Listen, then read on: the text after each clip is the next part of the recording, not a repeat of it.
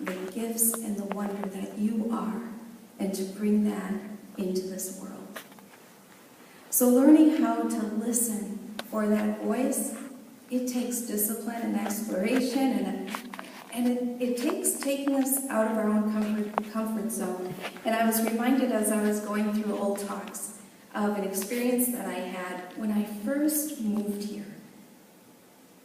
I came to the Pacific Northwest in 1984 as a Jesuit volunteer. It was my first stepping out of my comfort zone, of a community I knew that knew me well, and to step out to explore the world. And what I did was to really explore myself. When I arrived, I did the JV for 2 years in Yakima, and then I moved to Gig Harbor, Washington, to take a job at a church there.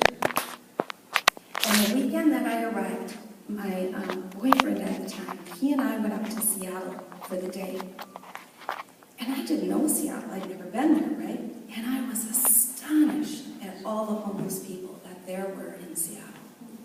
I mean, in St. Paul, Minnesota, I never saw a homeless person. Well, I never saw a homeless person because I had my pathways. I knew how to get to my favorite store. I knew the quickest, shortest way to get where I was going. It wasn't that we didn't have homeless people. As a matter of fact, my father was homeless from the time I was 6 to 9. He lived on the streets. So I know full well that we had homeless people in St. Paul. They just weren't in my vision. But here I am in Seattle in this new environment, right? And so all day, I'm walking around Pike Place Market. We're out on the street right there. There's a man laying here. There's somebody else laying there. There's somebody begging here. Down by Pioneer Square, over and over, I'm being bombarded by these people who have so little.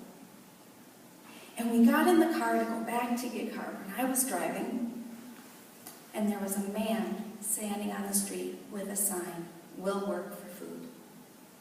And for me, it was the tipping point. It was the last thing that I could take without doing something. So I did a U-turn, whipped the car around, because he was standing right by a little gas station with a mini mart. And I pulled my boyfriend saying, "What are you doing?" "We have got to get that man some food. We have got to get him food right now." And so I pull into the mini mart, and I give my boyfriend David money, and I say, "Okay, I want you to go in, and I want you to get him some chips, and get him some bread, and get him some mustard to go on the bread with some lunch meat, and see if they have any food. And if they've got an apple, get him some apples, get him something whole." You know, I'm giving him this whole list. And he looks at me. He is a very wise man. He looked at me and said, "I'll go in and get this food, Kim, but you're going to give it to him." I said, no, just go in, get the food, and then just take it to him, and then we can go. And he said, "No, you're going to give him the food." And I said, "You're being such a jerk. Would you just go in and get the food?" And he looked at me and said, "Unless you give him this food, you are giving him nothing but your pity, and he does not need your pity." And he turned around and he walked away, and I sat in the car fuming, and he came out, and I got out of the car and put my hands, and he gave me this big bag of food. We were able to get a lot for the $10, whatever I had in my pocket to give him. And I went around the corner, and there was this man standing there. I was so afraid of him, so afraid to approach him. Scraggly, with a beard, dirty clothes, and I walked up to him, and tears began to stream down my face, and I looked at him and said, "Merry Christmas. Happy birthday. Happy Easter. Whatever."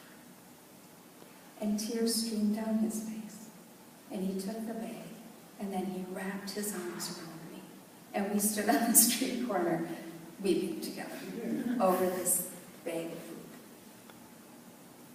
And I got in the car, and my friend knew very well not to say anything, and we drove in silence all the way to Gig Harbor.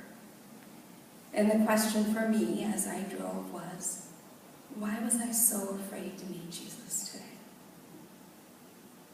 Why was I so afraid? Because I really